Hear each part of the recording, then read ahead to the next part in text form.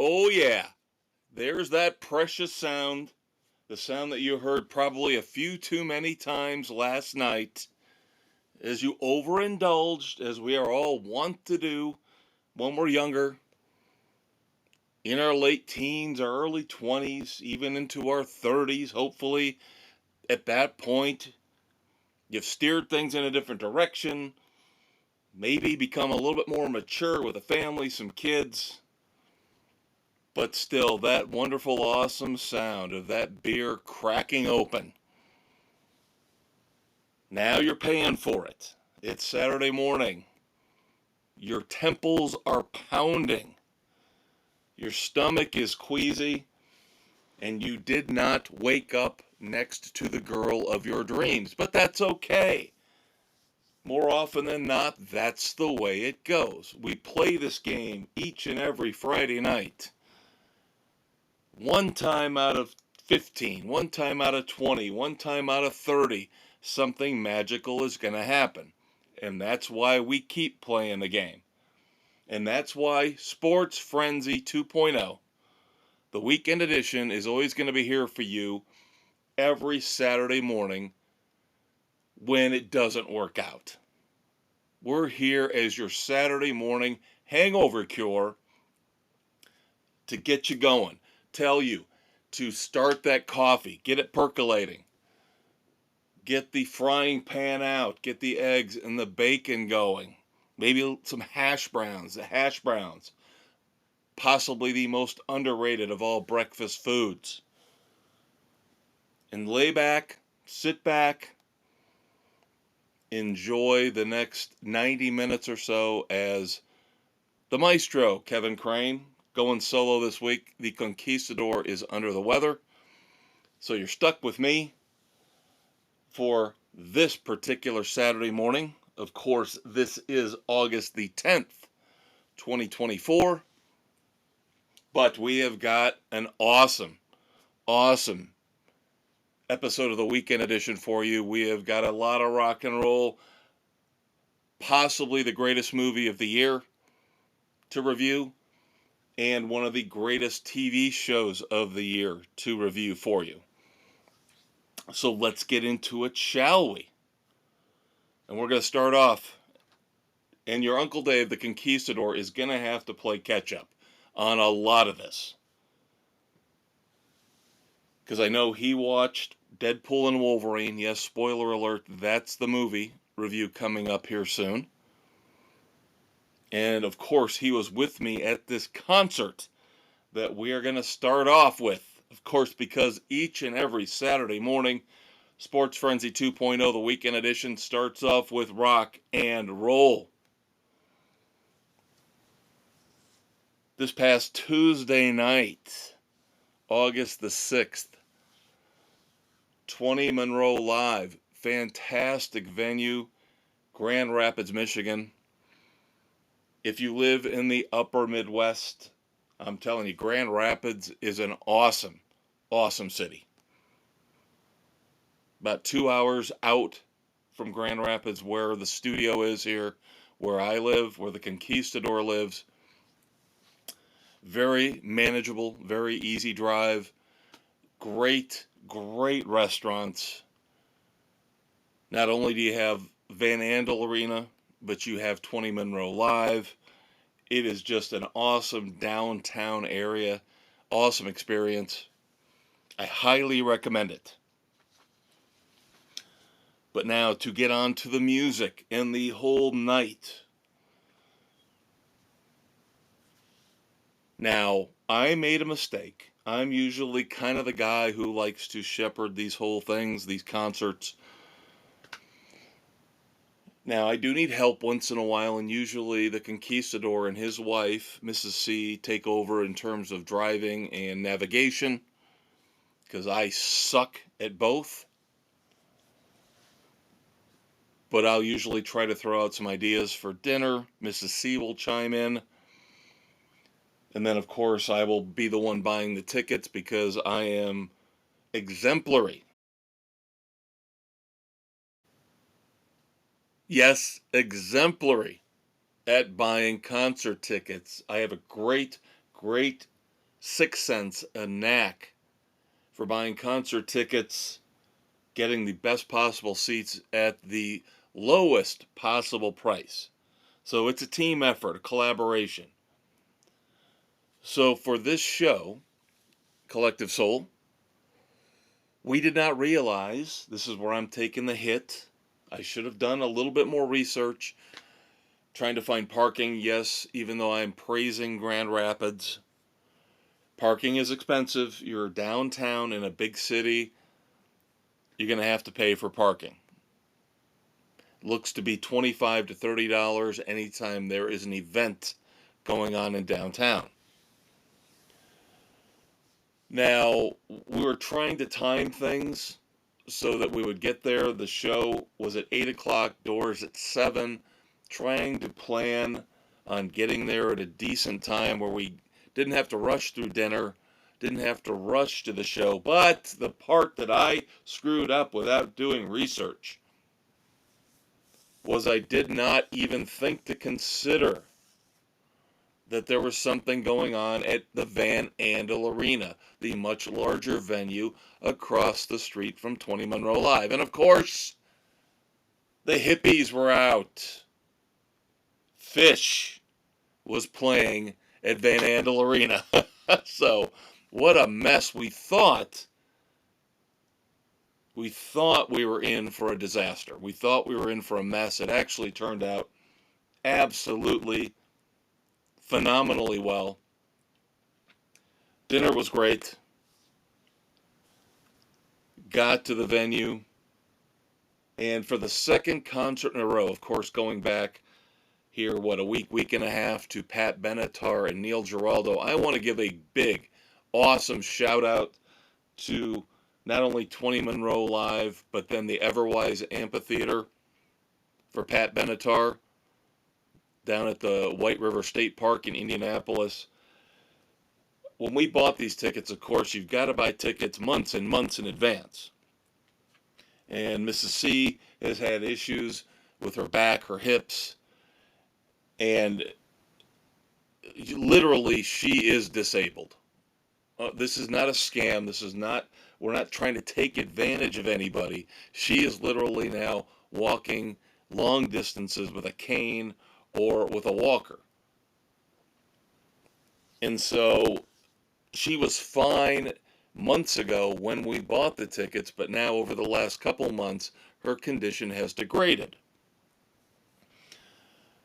And again, these people at these venues are phenomenal, at least so far.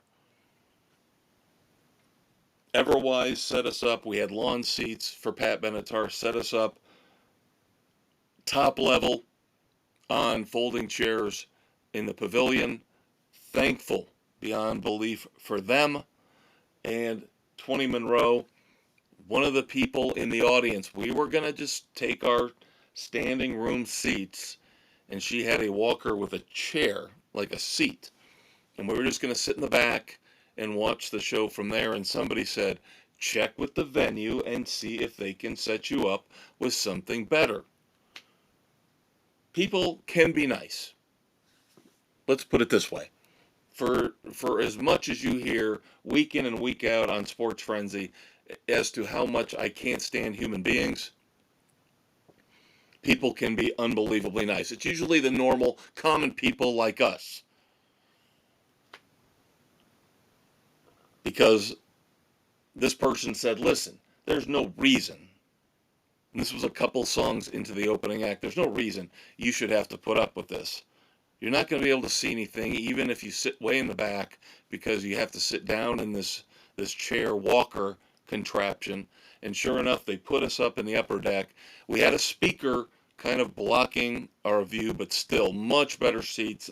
So again, thank you to the last two venues we've been to for understanding. And I'm not far away from being in the same position as Mrs. C. I'm starting to develop foot issues, back issues. But thank you first and foremost to everybody who works at those two venues for being incredibly understanding.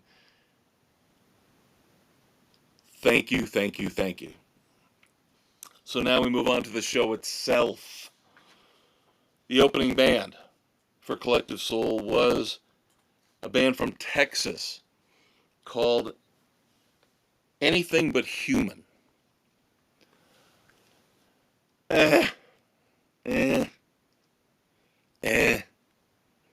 Wasn't necessarily impressed. I don't think their front man had any charisma at all. The conquistador next to me actually agreed and said, I think the guitarist has more charisma, stage presence than the lead singer. They sounded to me like, now keep in mind, this is 2024. They sounded like a 1983 version of Three Doors Down. Take that for what you will. And they managed, this is all, and they're not the worst opening act I've ever seen in my life. They're not. They weren't. Okay? I would say they're probably, if I had to group them all in my ridiculous rock and roll brain, I would say they're probably in the lower half, maybe even the lower third, but definitely not in the lower quarter. The one thing they did that I did not like, you know, I can accept the generic Three Doors Down rock and roll to a point. If it's done proficiently, it's okay. But they managed to destroy one of the few Beatles songs that I really, really enjoy. Now, I like the Beatles. I'm not a fanatic, but there are a handful of Beatles songs that I listen to and I go, this is why people go nutsy cuckoo gaga over the Beatles. And they managed to, this band, Anything But Human, managed to destroy Eleanor Rigby and turn it into some kind of a new metal song. I hated it.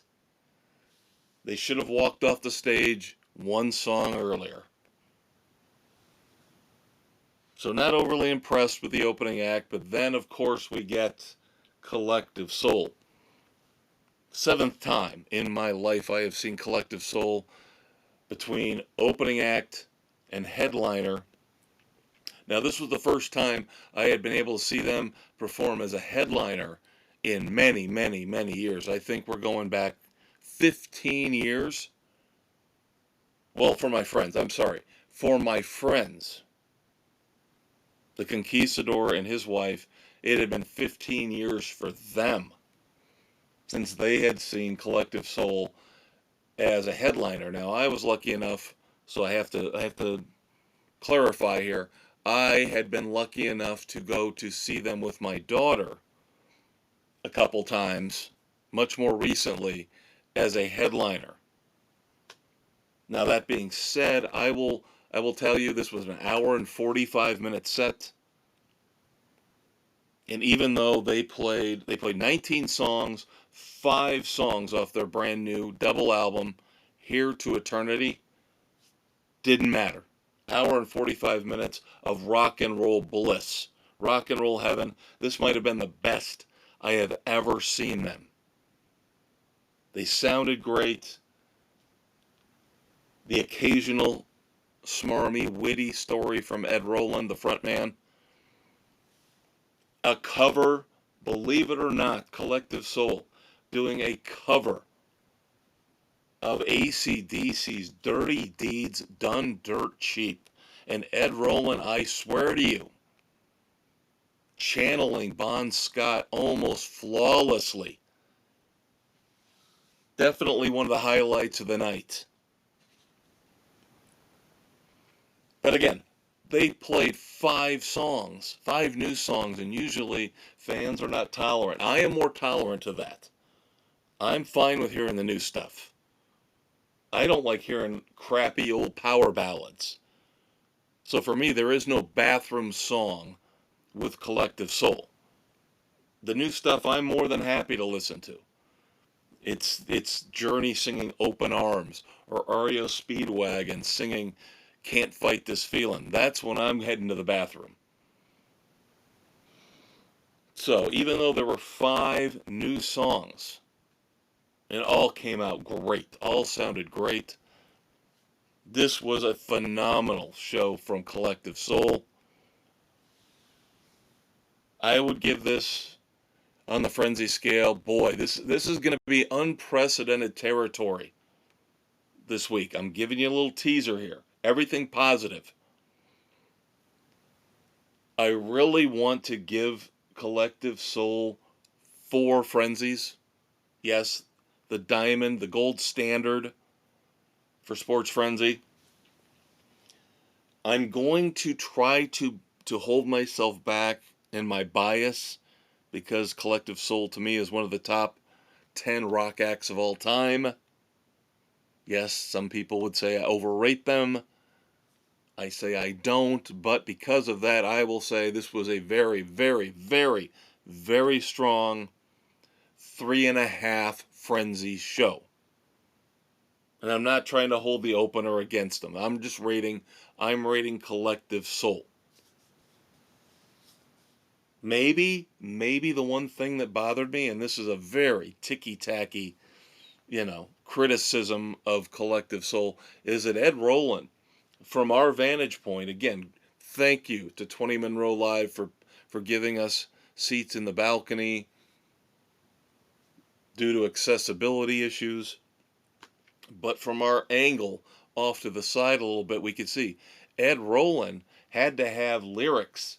I mean, at least 5 or 6 sheets of lyrics taped to the floor in front of his mic stand.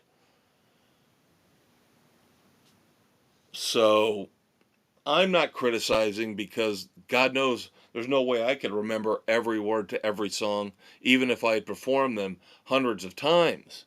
And I'm sure one of them was Dirty Deeds, and some of them were the new songs because they haven't played them all that much, including one, Keep It On Track, which they said they had never performed before live. So kudos to them for that. So that was probably one of the lyric sheets he had taped down to the floor in front of him.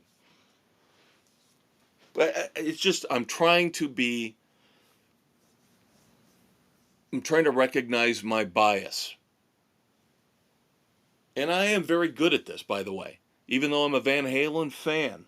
And I have seen Van Halen in concert between Sammy Hagar and David Lee Roth in the later years. I've seen them 5 times in concert. I will never, ever, ever, ever, ever list any of those shows as one of my favorite concerts of all time. There are other shows, other performers that I thought were better. So I think I'm very good at being clear-minded, unbiased when it comes to reviewing concerts. And I'm telling you, it's killing me. It is killing me, people, to not give this Collective Soul show 4 frenzies. I really want to. I really, really want to. Oh my God, I'm so close.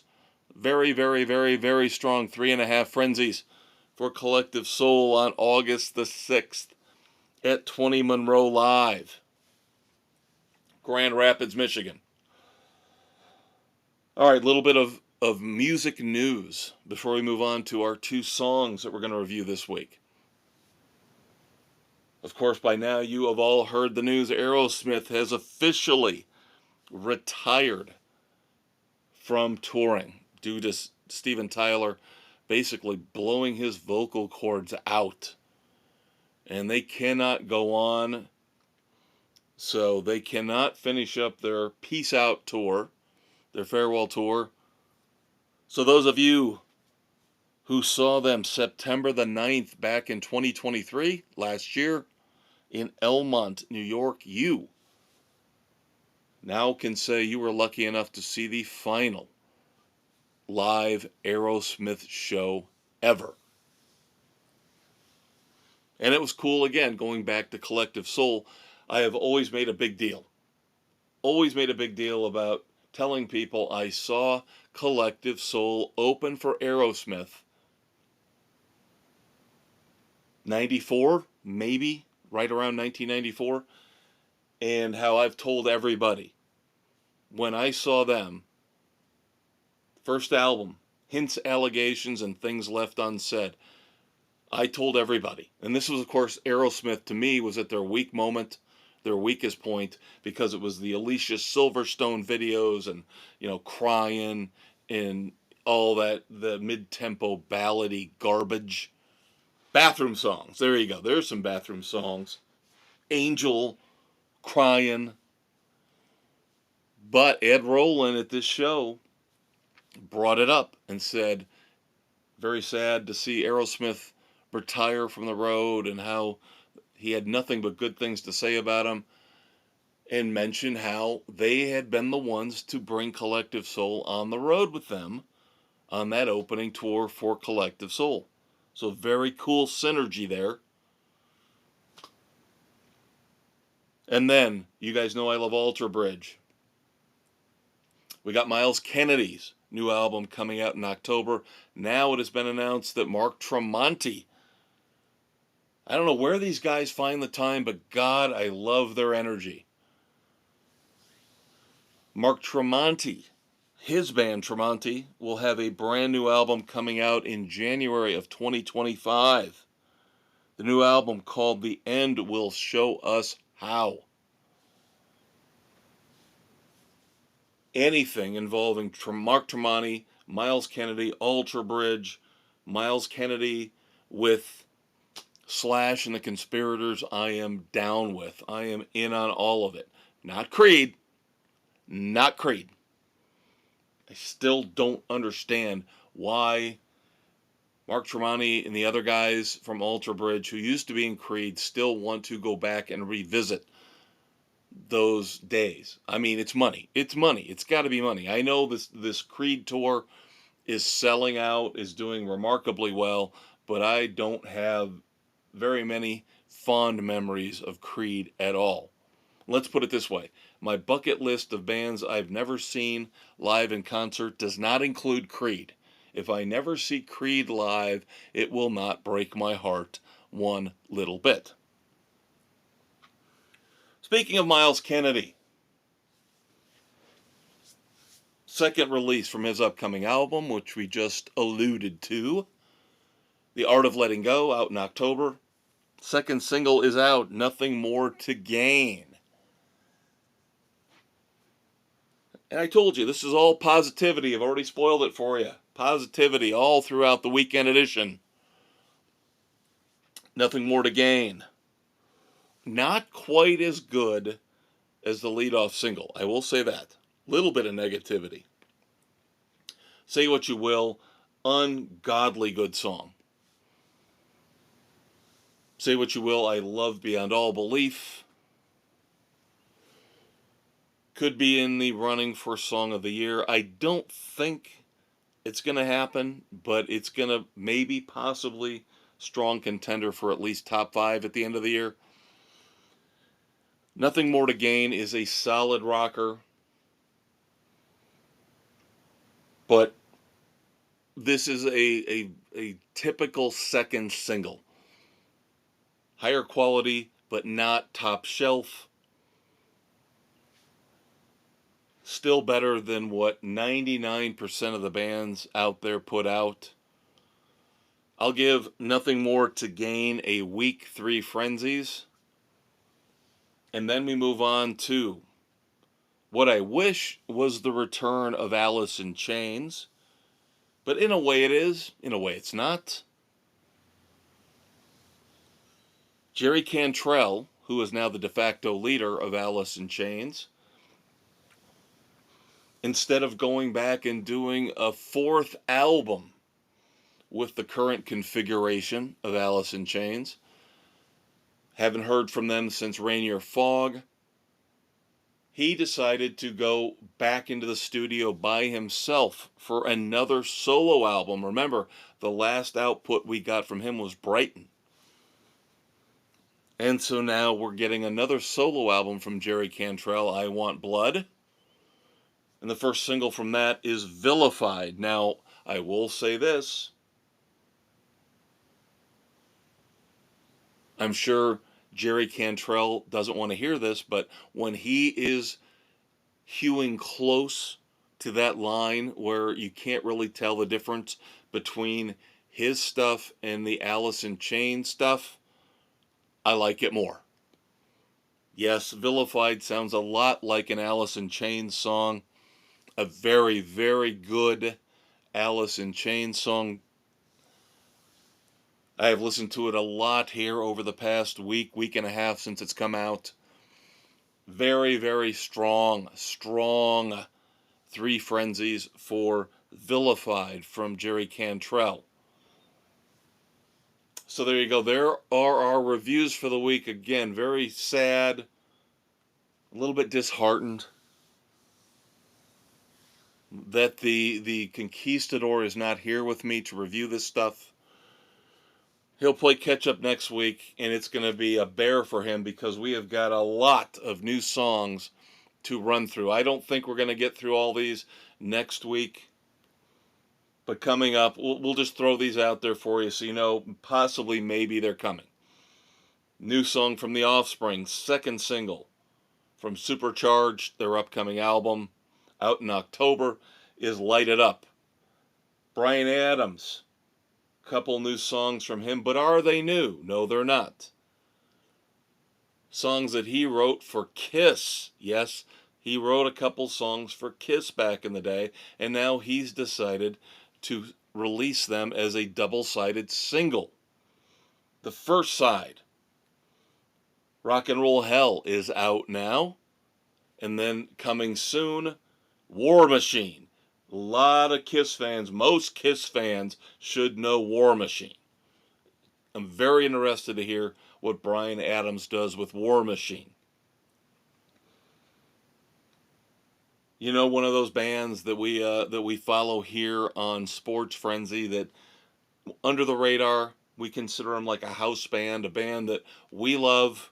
Maybe you guys don't know about them. Hopefully by now you do. Like the Black Moods, Roger Clyne and the Peacemakers. The Cold Stares, brand new song from their upcoming album, Mortality Blues. And we mentioned Mark Tremonti, his band Tremonti, with a new album coming out, the first single, the first video, out now. Just Too Much. And then, yes, he's back with another cover song. I would say do not watch the video. God help me. God help you. Do not watch the video unless you want to see David Lee Roth in his now trademark overalls dancing for 4 minutes. He's growing his hair out again. So he's got a little kid's shaggy blonde haircut as he does a cover song. He's done Tommy Two-Tone. He's done Jerry Rafferty. Now he is doing Simon and Garfunkel. No, not one of their more well-known songs, so at least in that respect, he's made a good decision. Baby Driver. David Lee Roth doing Simon and Garfunkel's Baby Driver. Something to look forward to. Maybe, maybe not. Dave has veto power to a certain extent, so we'll see in the coming weeks which of these songs we will review. But that's going to do it for rock and roll. Let's move on to TV and streaming. I'm going to save the Deadpool and Wolverine stuff. Build up the tension. Let's talk about TV and streaming. Let's do TV and streaming news first.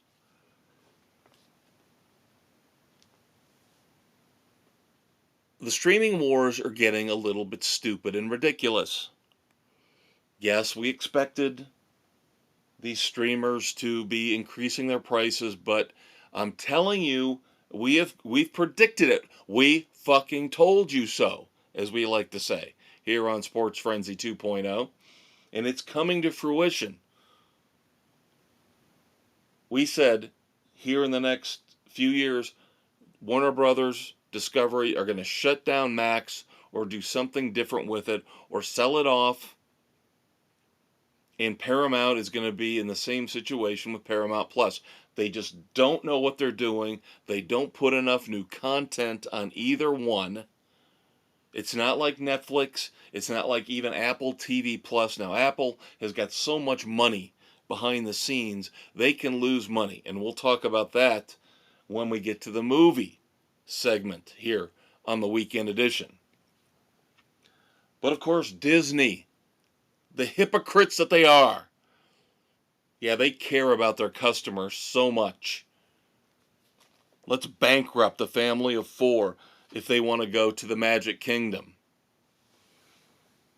They announce, hey, now we're making profits on our streaming services, which is a rarity. Trust me, kids. I follow the business end of this stuff. It's a rarity for any of these companies to be making money. I don't know for sure about Amazon. I still got to believe that Prime Video might be a loss leader, and they're making their money, of course, through their merchandise sales. Could be wrong. I'm sure Netflix is making money.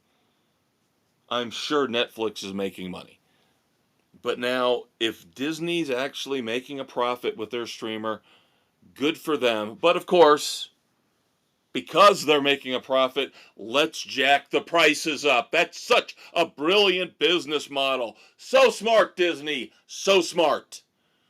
Right when we're making money, let's push people away by jacking up the prices. So starting October the 17th, kids, Disney Plus will be going up $2 a month. ESPN Plus will be going up $1 a month. And then depending on what plan you have with Hulu, $2 a month increase. I believe that's the ad-free plan, and $1 a month more for the plan with ads. And I'm going to tell you a secret. And maybe they won't do it this year, but they've done it the last couple of years. The best thing you can do, hold out for Black Friday. Because all of these streaming services, they usually have huge deals on Black Friday. Sign up for a year for $2. Sign up for 6 months for $2. Because I have Hulu and Disney Plus right now. And I took advantage of one of those deals back around Thanksgiving of 2023. I get Hulu and Disney Plus right now, total $4. $4 for both. And I wouldn't keep it if it was more than that, because I don't watch them all that much. And I'm hearing stories about how Disney Plus is saying part of the reason they're so profitable now is because they had over 1 million people, 1 million new subscribers sign up because they wanted to watch Inside Out, because of the popularity in the theaters of Inside Out 2. Not in anticipation of whenever Inside Out 2 hits Disney Plus. I don't buy that for a second. And they're saying the same thing with Deadpool. People are signing up in droves for Disney Plus because they want to watch the first 2 Deadpool movies. Give me a break. Are people really this dumb? For what you would pay right now, with no specials, no additional savings going on right now, you could go out and probably buy the Blu-ray DVD combo packs, or at least the Blu-ray. I know a lot of these cheap, skimpy, cost-cutting companies out there aren't doing the Blu-ray DVD combos anymore with the digital code, but come on. I would rather spend $30, own the movie, and get the digital code so then I can watch it online whenever I want, or my kids want to watch it whenever they want, instead of shelling out the subscription money. And then, of course, they know you're going to forget to cancel. So it's just going to become an accumulating $10, $12 charge every month when you could have just gone on Amazon. Or went to your local Walmart and bought the movies and own them forever. Do I have to do everything for you people? Now, the other news coming out of the streaming wars. We mentioned Warner Brothers Discovery. Of course, that is who owns and produces HBO and HBO Max.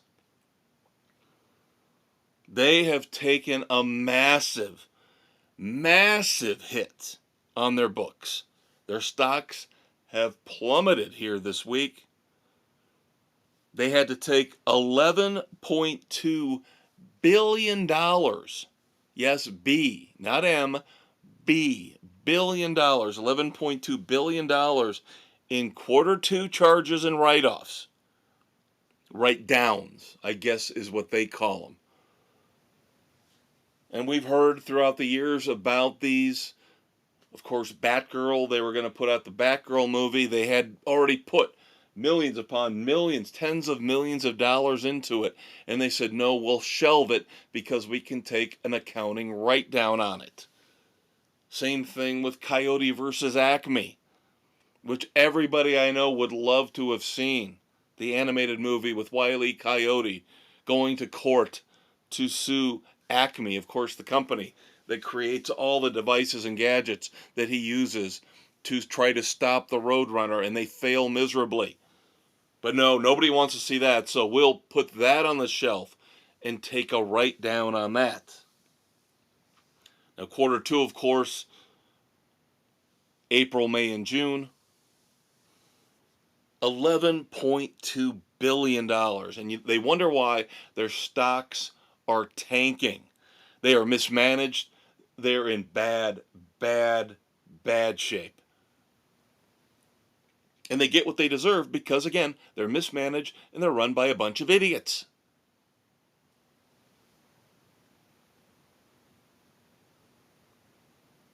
Now, let's move on to some more positive stuff.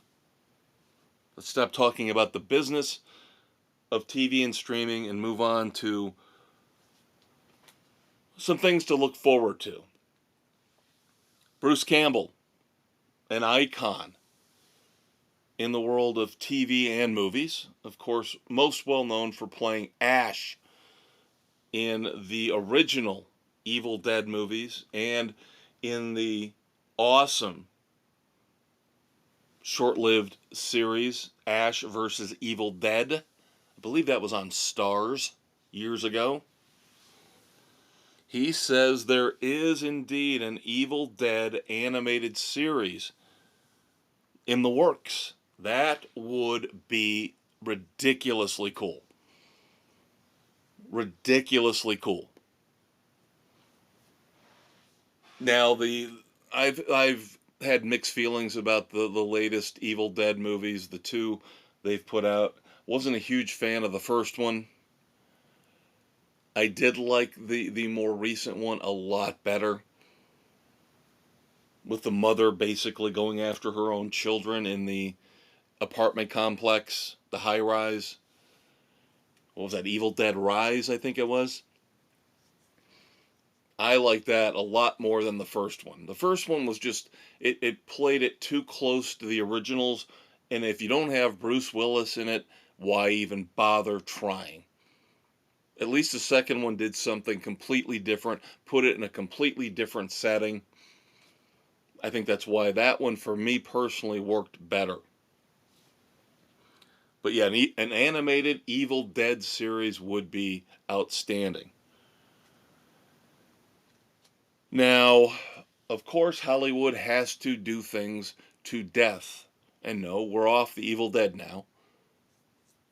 But you know, Game of Thrones. We got to have all these Game of Thrones spin-offs and other series because we've got to milk as much money as we can out of these original hits until we destroy them completely. And then we have to wait 5 years before we can bring them back. Think about the game show, Who Wants to Be a Millionaire? And how that became such a huge hit and brought back the primetime game show. Of course, originally hosted by Regis Philbin. And then they said, well, let's go 2 nights a week. Let's go 3 nights a week. And then, of course, they destroyed it within 2 years. Now, it's still out there in some form, some permutation. but it's not nearly as popular as it was because instead of nurturing it, coddling it like a little baby, gently raising it up to maturity, greed, greed, greed, greed, greed, now, now, now, now, now, more, more, more, more, more. And they destroyed it. It looks like that's what they're going to do with Game of Thrones. And unfortunately, I have a bad feeling it looks like this is what they're going to do with John Wick. Now, John Wick, of course, 4 films right now with Keanu Reeves. Each and every film has made more money than the previous installment. All 4 films have been done very, very well and have been produced, directed, acted at a very high level. This is the point in time where my movie brain screams, stop now. Don't do Die Hard 5. Don't do it. If you remember, Die Hard 5 was a bridge too far. Die Hard had 4 ridiculously good movies in the series, and they went and did the 5th one where Bruce Willis went to Russia and his son was over there, and it was a disaster. It was a failure at the box office. Fans hated it. I hated it. Never should have done the 5th one. Now, they're talking about doing a John Wick 5. That's a discussion for another time. I think if they wait, and it looks like they're going to wait a few more years to put that out, get some time, get some distance from your successes with the first 4 movies. Think about how you're going to take the end of John Wick 4 and turn that into a viable, plausible, entertaining, badass Chapter 5. I think that's smart. But what they're doing in terms of rushing and oversaturating the market, you've got Ballerina coming out next year, a spin-off from John Wick. We've already had The Continental on Peacock, a spin-off from John Wick, and that was very underwhelming. The Continental is the first sign that they're probably going too far, too fast. The Continental was good, but not great. Not groundbreaking, not something different. And if it's not as good as the source material, then you're starting to show chinks in the armor, cracks in the foundation. Well, now we're going to get John Wick Under the High Table, which is a TV series in development right now, which will be a direct sequel to John Wick Chapter 4. Doesn't sound like it will involve John Wick. Again, you've got to watch the movies to understand. But this series, John Wick Under the High Table, is supposed to look at where that organization goes. The High Table, of course, where they go now after what has happened in the first 4 John Wick movies. I still don't understand why you're fracturing the John Wick universe like you are. Oh yeah, I forgot. Money, money, money, money. Greed, greed, greed. Lack of creativity. Lack of creativity. Instead of going and trying to find something new to create, you're going to waste your time on, we're going to expand the John Wick universe. And 9 times out of 10, that fails miserably. The expansion projects are never as good as the original source material. All right, let's move on to something that normally Dave hates when I talk about it. Of course, that would be professional wrestling. Real quick, SummerSlam last weekend. I think SummerSlam 2024 was better than WrestleMania. Now, I have gotten back into wrestling. I was into wrestling when I was a kid. And then I walked away from it for good reason for probably 20 plus years, 25 years. The weird stuff, the sexual stuff they were doing just really rubbed me the wrong way. I think that was the Attitude Era with WWE. Now, ever since the pandemic is what brought me back because, of course, there was nothing else on. WWE, AEW kept going. Limited crowds. Made sure that they were filming in Florida where the restrictions for COVID were a little bit more lax. So since 2020, I have been all back in with WWE.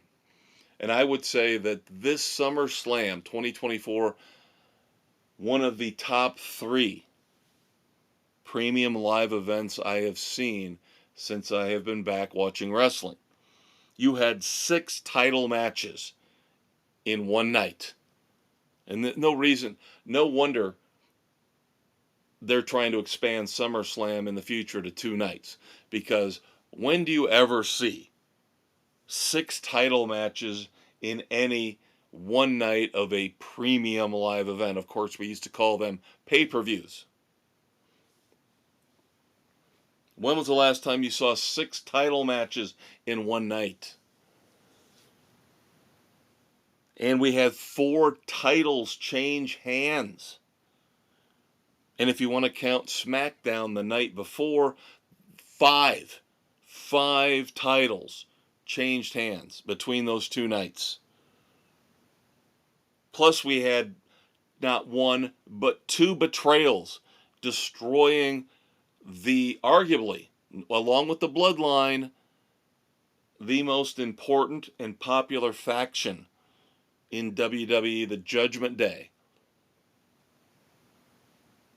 Rhea Ripley betrayed by Dominic Mysterio as he aligns himself with Liv Morgan. Liv Morgan keeps the women's title. Rhea Ripley is a badass. Rhea Ripley knocked her shoulder out, separated her shoulder during the match, and this is not fake. Yes, it's scripted, but it's not fake in a lot of the athletic moves and the physical performances that these wrestlers do. And Rhea Ripley separated her shoulder during the match and tried to slam it back in by running into the announcer's table. And on top of it, of course, the script is already done, it's already written. Dirty Dom betrays her, goes with Liv Morgan, starting the implosion of the Judgment Day. And then, of course, later on, Finn Balor betrays Damian Priest, letting Gunther win the World Heavyweight Championship. So that's your first new belt holder, Gunther. LA Knight finally gets some gold around his waist. I think he's, along with Roman Reigns, those are my 2 favorites right now. We'll get to Roman Reigns in a second. But LA Knight beats Logan Paul and gets the U.S. Championship.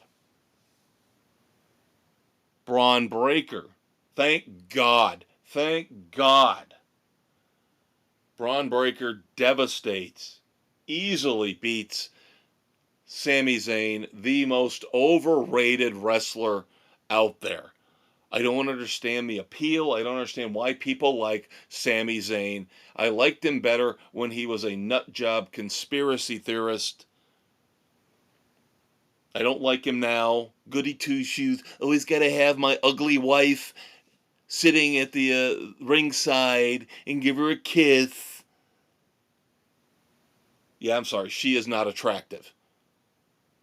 And he's not a good wrestler. And thank God, Braun Breaker, of course, his bloodline coming from the Steiner brothers. Thank God, Braun Breaker and LA Knight, both of them. Congratulations, Braun Breaker, Intercontinental Champion. LA Knight, your new United States Champion. mention Gunther winning the World Heavyweight title.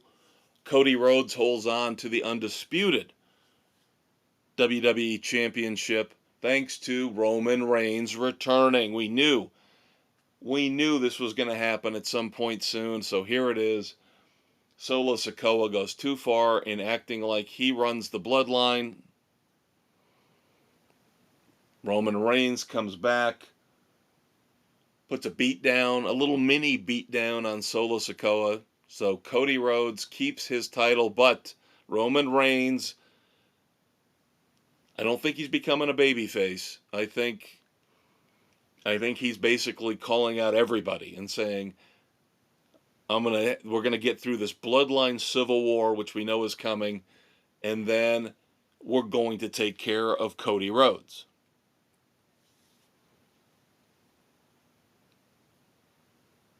And then finally, and I can't stand Bayley either. Bayley and Sami Zayn can go away. And I know Bayley's got a massive, she's a Hall of Famer. Sami Zayn's probably a Hall of Famer for what that's worth, whatever that means in wrestling. But I can't stand Bayley. Thank God Nia Jax beat her. So Nia Jax is now your new women's world champion on SmackDown. Of course, Liv Morgan still the women's champion on Raw. So there you go. There is your SummerSlam recap. I am telling you, tons of stuff happened. I didn't even get to talk about Drew McIntyre beating CM Punk, which was awesome because I can't stand CM Punk either. I believe everything that Drew McIntyre and Seth Rollins say about him because I've heard it. I've heard it and seen it between him going from WWE to AEW back to WWE. He is not a liked person in the locker room. He's got issues. He's got problems. He is not good to work with. So I think some of that bleeds into these storylines. And I personally am very happy that Drew McIntyre beat him. Now, of course, I'm sure McIntyre will get his comeuppance here soon because he's still got CM Punk's precious bracelet. And if you don't know what I'm talking about, that's on you. You better start catching up on WWE.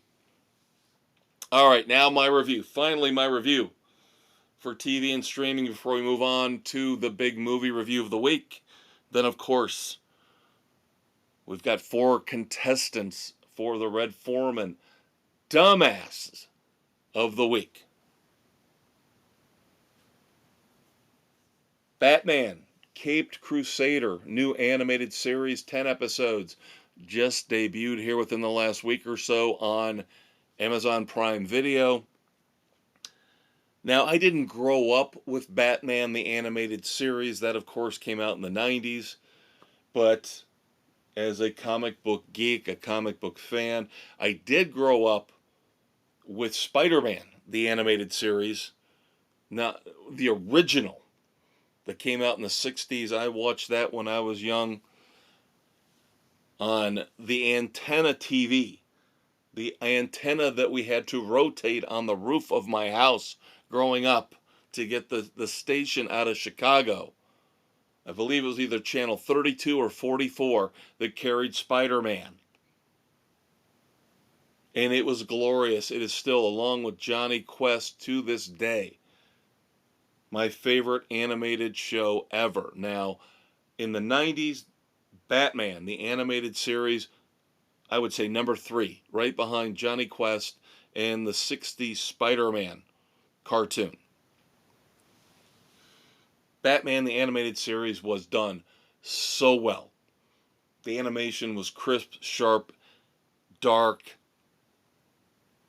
I think that was the big thing. It was the first time we'd really seen a darker animated series that was still made for all audiences, but it had that darker tint to it, that darker theme, tone. It did not shy away from talking about Bruce Wayne's origins. the violence that he saw when he was younger, when his parents were killed. It embraced it. It embraced it. And it was, again, one of the greatest animated shows ever made. So now Batman, Caped Crusader, thank God somebody decided, let's bring it back. Even though this kind of has a different name, a different title to it, Batman, Caped Crusader, make no bones about it. No doubt. This is a direct sequel, a slight reimagining of that great 90s Batman animated series. And they're also smart enough to know with only 10 episodes, why are we going to burn through each and every classic Batman villain or even Batman character? So I am not into spoilers. I'll go off on a rant about spoilers when we get to movies. The one that we've already talked about, which I thought was a dumbass move. I still think it's a dumbass move, but they actually did a very good job of it. And it's one of the early episodes here with Batman Caped Crusader is when they turn the Penguin from a man into a woman. It's fine. They did a good job with it. I didn't hate it. It was fine. I still understand why they felt like they had to do it, but they did a decent job with it. It didn't offend me. It was mildly enjoyable. It lent itself to a couple little different twists and turns on the Penguin mythology, while still being true to the character. And you get a couple of other big-time Batman villains that pop up throughout Season 1 of Caped Crusader, but not all of them. There are plenty of major, big-time, big-name Batman villains that are still simmering on the back burner, waiting for Season 2 and beyond. And I've got to believe they're going to do at least one more season, if not 2 or 3. From what I can tell, this is launched very well. It's very popular. So I will give Batman Caped Crusader a strong 3 frenzies. They do a great job of staying away, for the most part, from the origin story, because we've got to get to the point, whether it's animation, live action movies, where you've got to realize by now, we all know how Superman came to be, how Batman came to be, Spider-Man, Captain America. We know the origin stories. Just dump us in to the middle of the action from here on out. And Batman Caped Crusader, again, does a great job of that. There are some flashbacks, very, very cool flashbacks,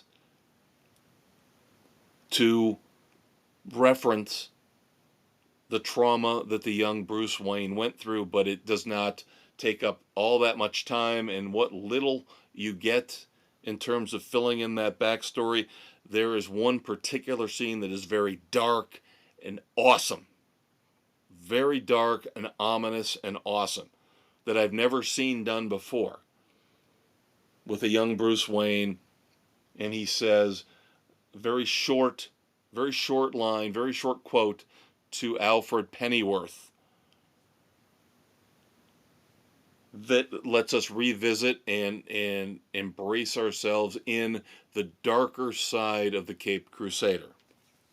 So once again, strong 3 frenzies for Batman Caped Crusader, animated right now on Amazon Prime Video.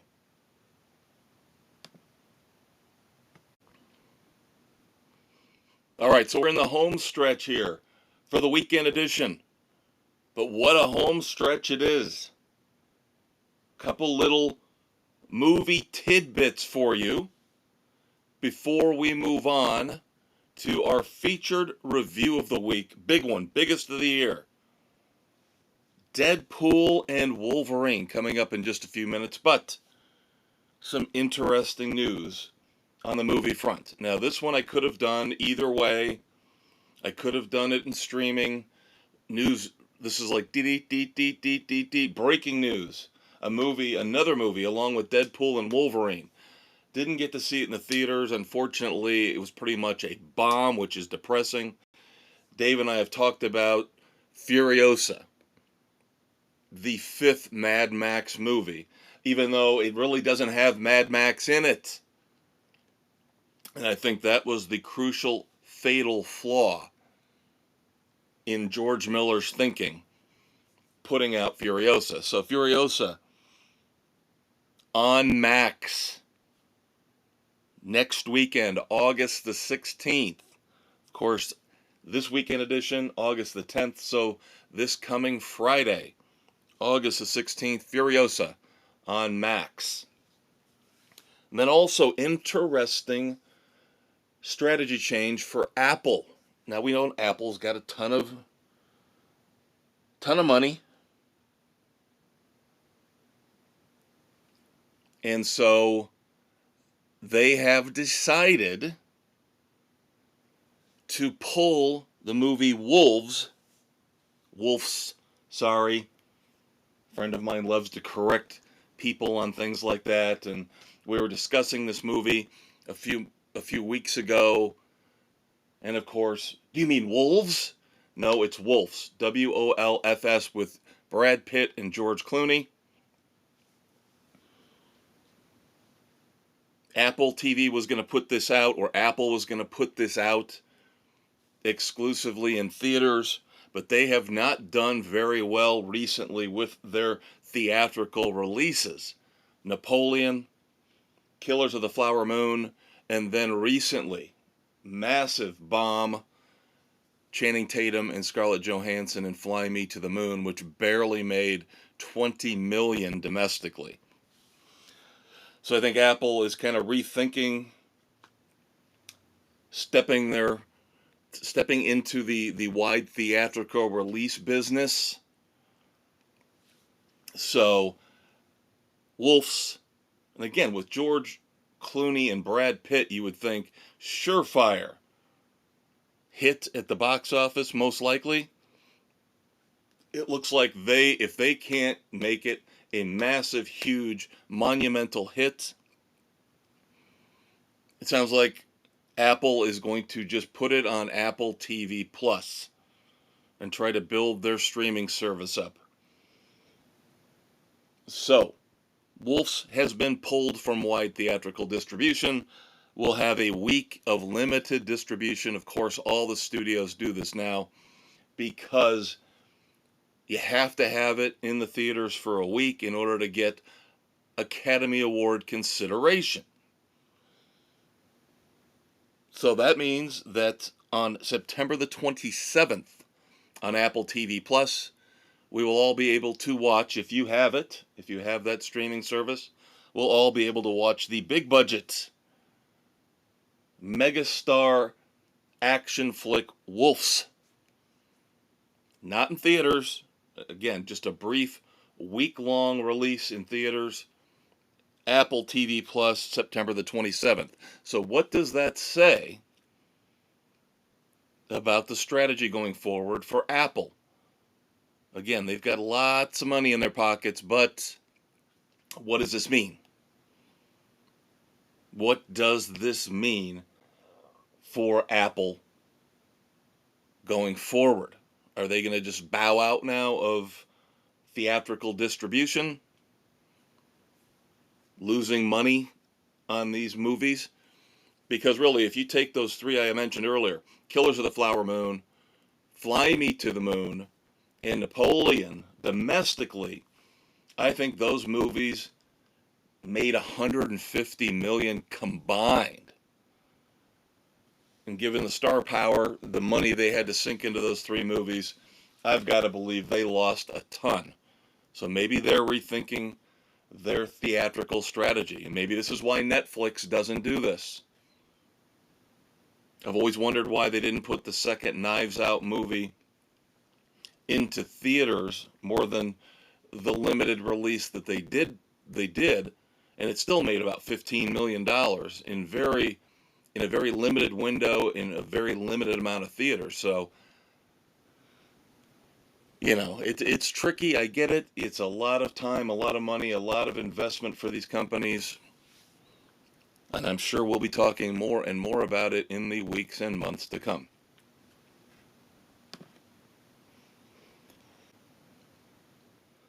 All right, so now it's time to pull out the big guns and the big claws. I know you've been waiting throughout this entire weekend edition as you've been nursing your headache, the nausea from your Friday night festivities here on the Friday morning hangover cure, better known as Sports Frenzy 2.0, the weekend edition. Now, before we get into Deadpool and Wolverine, just one quick note. I know I've been saying this a lot lately. We've been in on our new recording platform for almost a month now, Riverside. It's going in some ways very, very well. In other ways, I'm not really sure. This week has been particularly rough. So, drop us a comment. Let us know what you think of the quality of the podcast now over the last month. I'm still trying to figure out if the audio recording is working well, if it's coming through okay on my end. I don't know if it's my equipment. I'm hearing a lot of pops and static at times, and I have tried everything, moving the microphone back.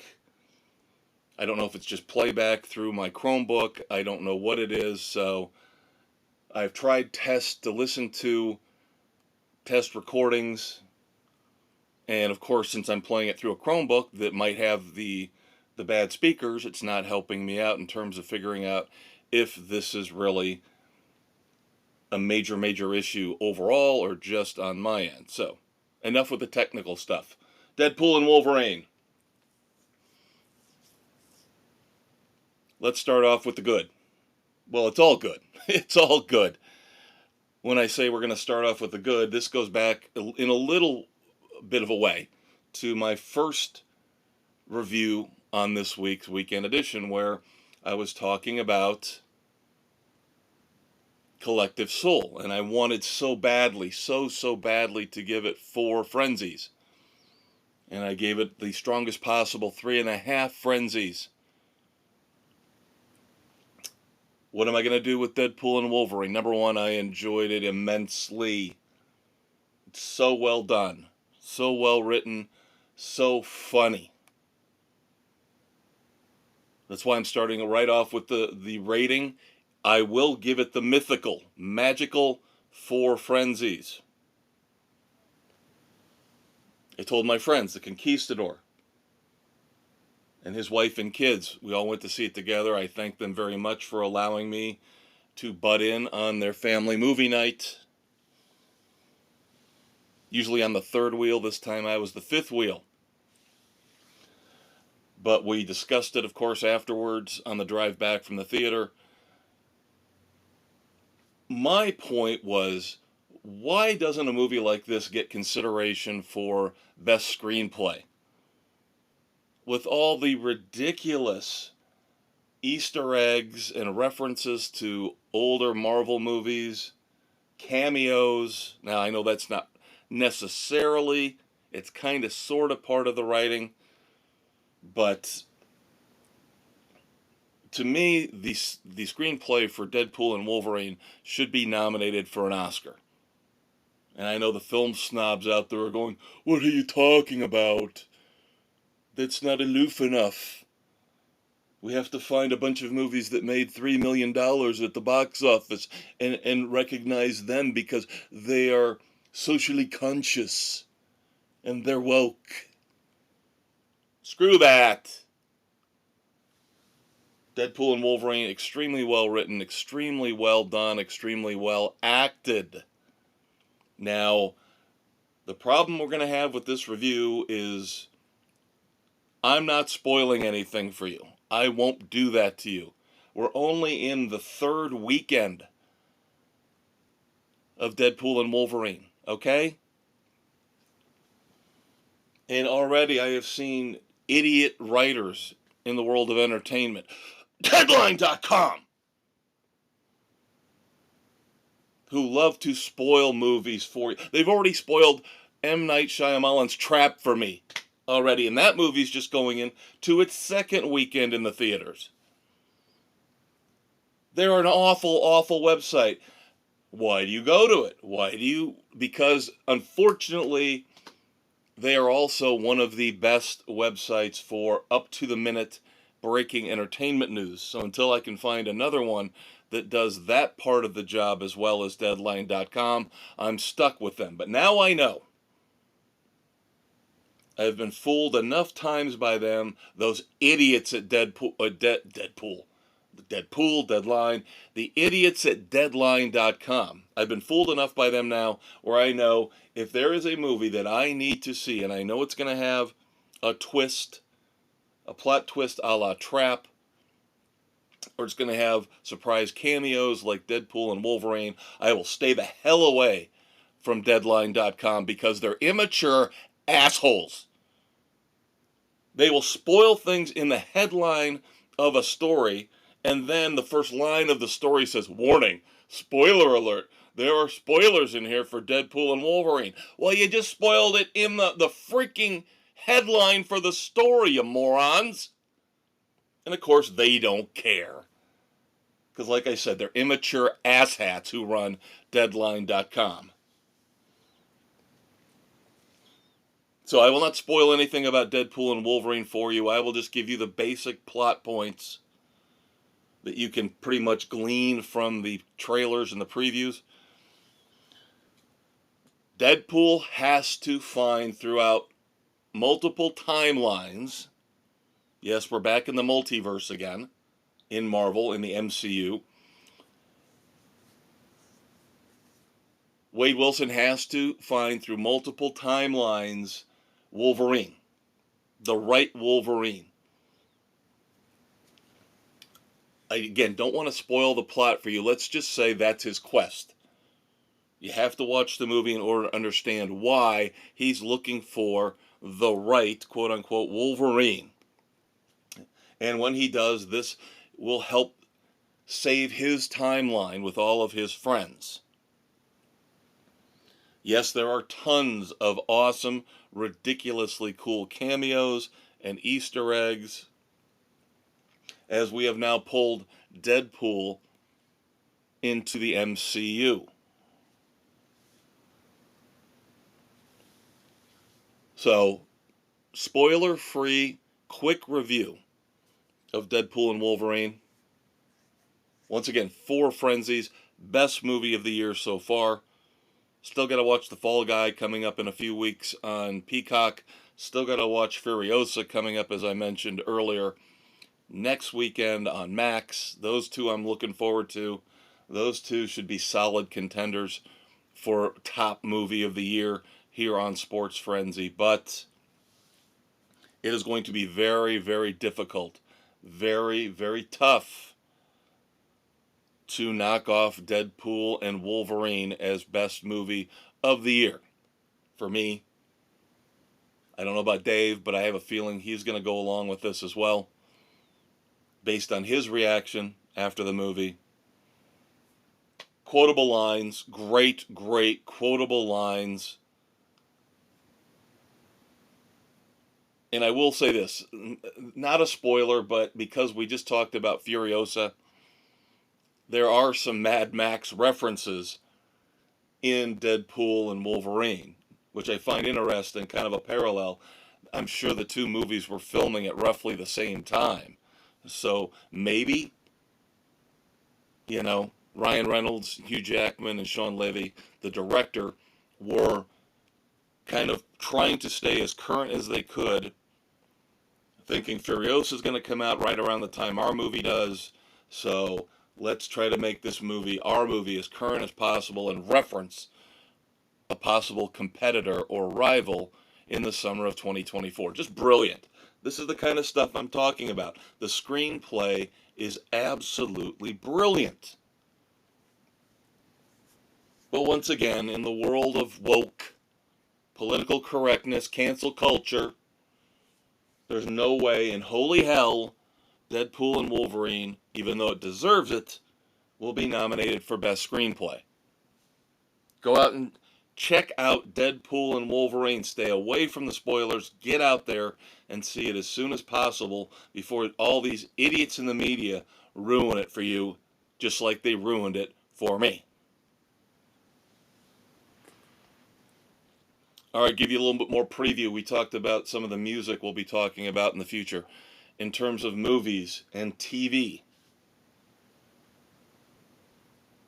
Movies debuting this weekend, yesterday, actually August the 9th, on Peacock, The Bike Riders. Austin Butler, Jodie Comer, and Tom Hardy. I'll probably end up watching it within the next week or two. Dave has already told me he wants nothing to do with it, which is really odd because I'm not a motorcycle guy, but he is. So go figure that one. As far as TV and streaming, right now I'm going to play catch up with some shows. Going to try to finish off Outer Range here within the next week for a review of that coming up soon. I know it's been canceled, but I'm far enough in where there's only 3 episodes left in season 2 for me. I might as well finish it off and see if it's going to have an ending that disappoints me, or if they somehow figured out that maybe there was a shot that they were going to get canceled and they tried to wrap things up as best they could. Of course, Outer Range is on Amazon Prime Video. The good news this week, and even though it makes for some interesting discussion points, most weeks, death sucks. We all have to face mortality. We're not going to live forever. Some people, especially younger people, think that they're going to, which is why they behave recklessly and stupidly. Get off my lawn. That's right.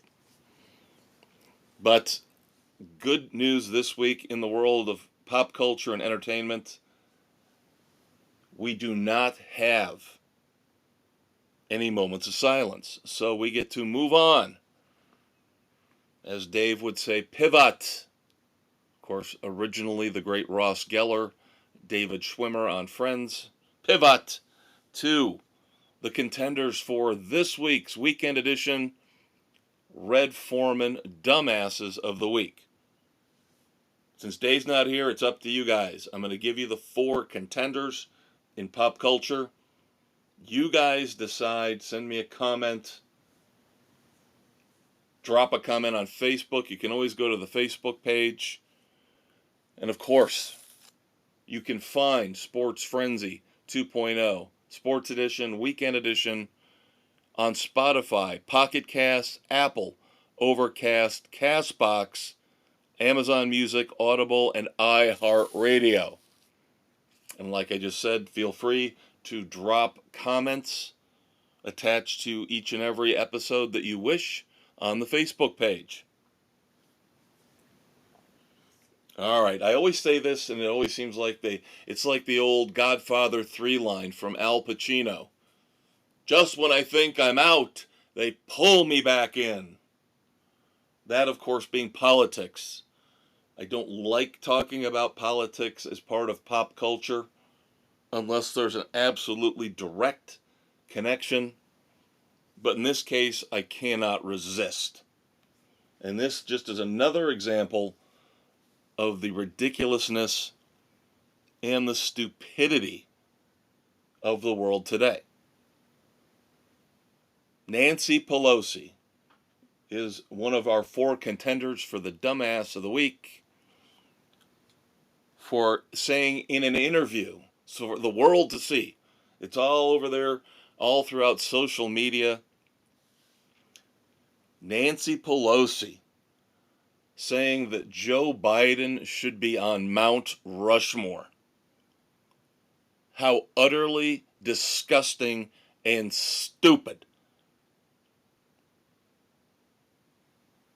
Let's just put every Democrat on Mount Rushmore, right, Nancy? Joe Biden, one of the worst presidents of all time. And I don't care if you're a Democrat or Republican. Look at the record. Look at the economy right now. The economy is in terrible shape. The stock market just tanked last week. The economy is not in good shape, and that is the number one issue with each and every president. Fix the economy. Keep us out of trouble overseas. Guess what? Joe Biden couldn't do that either. And for Nancy Pelosi, such an idiot, such a worthless human being. And it's amazing how we elect these people into office. Because we don't have any other choices. Because the smart people won't run. Because they have to sell their souls in order to get to high positions of power, like Nancy Pelosi, the idiot. For her to suggest Joe Biden should be on Mount Rushmore is pathetic, idiotic, and makes her one of our dumbasses of the week. Now, I know a lot of people who like the show Ghosts on CBS. Very, very, very popular show. I personally, I don't see me watching it in the future. I don't care. It doesn't look all that funny to me. I'd rather watch reruns of Seinfeld or The League, or wrapping up its final season coming up very soon, the absolutely hysterical vampire comedy on FX, What We Do in the Shadows. Well, another example of how Hollywood lacks creativity. The people behind the show Ghosts have decided they want to stay in the same comedy genre as that show. So guess what they've announced they're doing? You see how I'm going to pull this all together? The creator of CBS's Ghosts said up next, a show called Eternally Yours. Guess what it is, kids? You got it.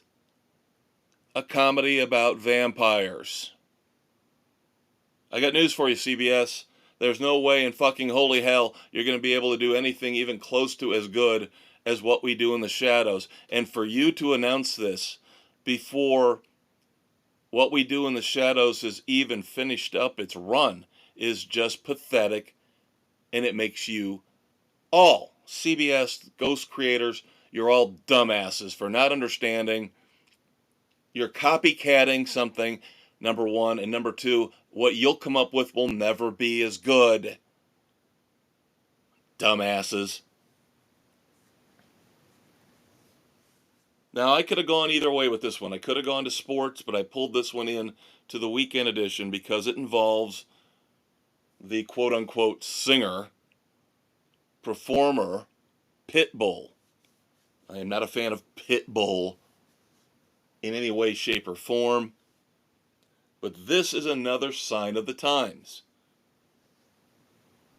More often than not, that's what we're trying to point out here on the weekend edition and the dumbasses of the week.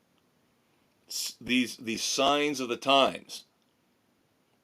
They're leading us down a ridiculously pathetic, stupid path. And we're not doing anything to stop it, and we're just sitting there going, oh, well, I guess we've got to accept it. This is just the way things are going to be from here on out. We don't have to concede. Florida International University did not have to concede. FIU, again, Florida International University, down south near Miami, Florida, sold the naming rights to their stadium. FIU Stadium will now be known as, God help us all, no, not that. It will be known as Pitbull Stadium. As the performer, it looks like he paid $6 million. Not sure about the length of the deal. I've read conflicting reports. Some say 5 years, some say 10 years. I believe the school is saying 10. Other sources saying it's for 5 years. So Pitbull, nice to have all this discretionary income. Think about what that $6 million could have done for charity.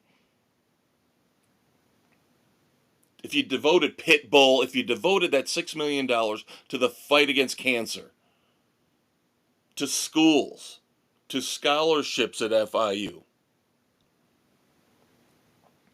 But the ego on these celebrities is nonstop. And this is what I'm talking about when I say we need to stop coddling and kowtowing to celebrities. FIU should have said, no, this is not appropriate. Naming our football stadium after a celebrity is not appropriate.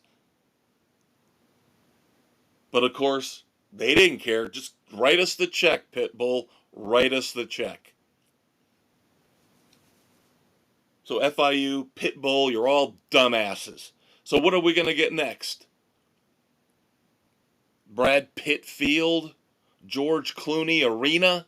I know I was just talking about them a few minutes ago, so that's why they're fresh in my mind. Think about it, though. Think about it. It's not now. After this, other celebrities, agents, managers are going to take this and go, this could be an interesting idea, something for us to do to keep our names out there, to keep us relevant.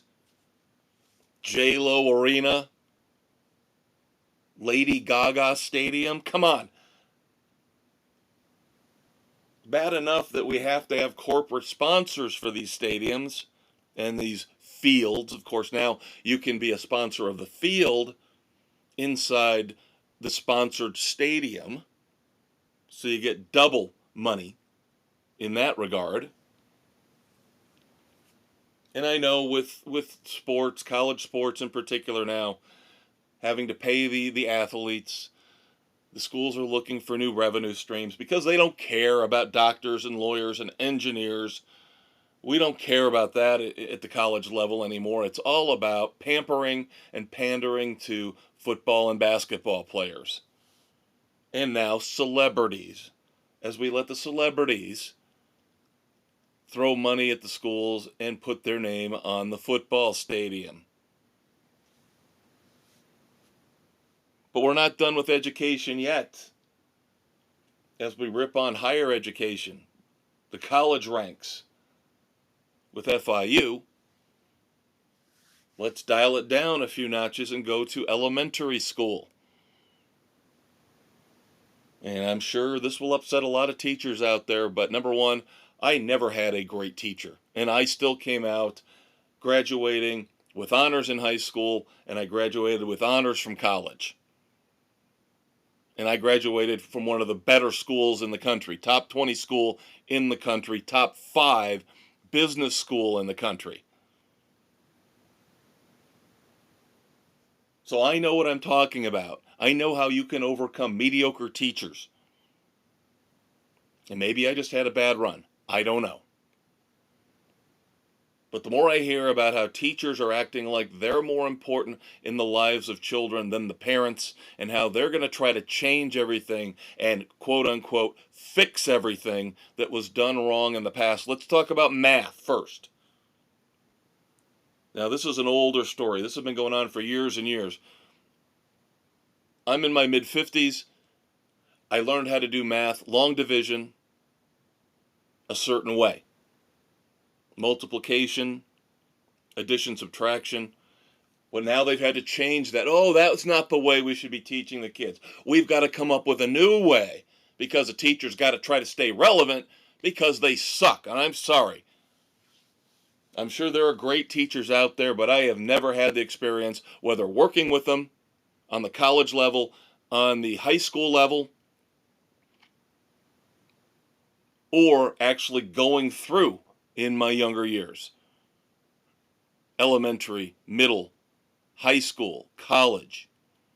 I have never had a great experience with 95% of my teachers. And the ones I did have a good experience with, they weren't like life-changing. It wasn't like Robin Williams in Dead Poets Society, okay? I had just as many awful, awful, awful teachers as I had ones that were competent and did their jobs fairly well. But there was no magic there. There was no awesome teacher who inspired me to do a sports and pop culture podcast every week. So that being said, not only have they changed the way we do math, but now they are trying to change, God help us all, I know, the second time I've said it. I don't know why, again, I'm not religious. They're trying to change the alphabet song. You know, A, B, C, D, E, F, G, da, da. You know what we grew up with again. Anybody in their 40s, their 50s, their 60s, probably even your 30s. That's the classic song to teach you the alphabet, a little catchy ditty that you would repeat and sing in class, and it would stick the letters in your head. Now, see, to me, that was brilliant. That was brilliant because now, though, it's too hard. It's too hard for kids now because it's too hard to sing LMNOP. That's too hard. That's confusing. That's confusing the kids. LMNOP. You have to sing it too fast, so we have to change the alphabet song. And then at the end, it's really confusing because they say or sing Y and Z. Oh, you don't want to say and. That'll confuse the kids. Don't say and. Y and Z. Oh my God. That's trigger. You're triggering the kids. We've got to change it. So now they've changed the song, spaced it out differently so LMNOP doesn't come at you like a machine gun so quickly that you can't keep track of the letters. And they had to take the and out between Y and Z. And then, of course, they had to change the line afterwards, where we used to sing, "Now I know my ABCs, won't you come and sing with me?" They've changed that completely now, because God help us, we can't have that. And I'm sorry, third time's a charm. I'm going to have to drink. God help us. So there are your 4 candidates for the Red Foreman Dumbasses of the Week here on the Weekend Edition. Teachers who want to change the alphabet song. Pitbull and FIU for changing the stadium name to Pitbull Stadium. CBS and the creator of Ghosts for ripping off What We Do in the Shadows blatantly and obviously. Creatively bankrupt, like most of Hollywood. And I will again say, look at Deadpool and Wolverine. Technically third movie in the Deadpool series. I don't even know what number it would be if you want to count it as an X-Men movie, but still creatively stellar. And then finally, an all-time idiot, an all-time dumbass. She pops up 2 or 3 times a year usually here on the Weekend Edition. Nancy Pelosi for wanting Joe Biden on Mount Rushmore. So you make the call, you make the pick, people. Comment on our Spotify page, even though you can find us in many other places. Spotify is where they will allow comments. I'm not sure about the other platforms, but of course you also have the Facebook page. A lot easier to just do it there instead. I'm the Maestro Kevin Crane. Hope you've enjoyed the Weekend Edition once again. Last time I'll say it this week, but thank you so much for putting up with our transition as we move from recording through Spotify to recording now on Riverside. There's been a few bumps in the road. My main concern, again, not trying to harp on the technical stuff here, but I need your help to let me know if this is coming through okay. My concern is the sound quality. The content, the editing is working out fine with Riverside. I'm worried about the sound quality. I need to figure out if it's on my end, if it's just something that's my Chromebook, the speakers aren't good. I've got a top-level microphone, so it's older though. It's a few years old, so I'm worried that maybe that's shot.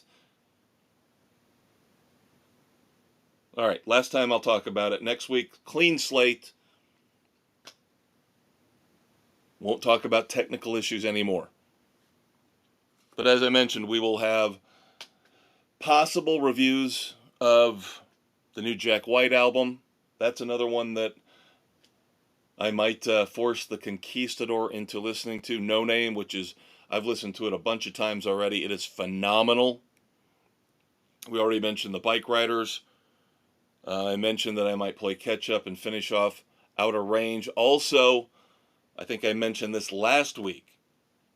I am going to start catching up with my Planet of the Apes movies. Now, that's not a huge task. I basically have to go back and watch War for the Planet of the Apes and then the new one, which just hit Hulu, Kingdom of the Planet of the Apes. So those reviews are coming as well. Definitely at least War for the Planet of the Apes. That will be on the show next week for sure. I'm going to try to do both, but for sure the 2017 War for the Planet of the Apes will be on next week's show. So even though he's not here, for Dave, the Conquistador, for your Uncle Kev, the Maestro, thank you as always for listening. Take care. If you're going to go out and do it all over again tonight, be safe, be careful, do not drink and drive. This is Sports Frenzy 2.0. We will talk to you next Thursday morning for sports, next Saturday morning for pop culture. See ya, kids.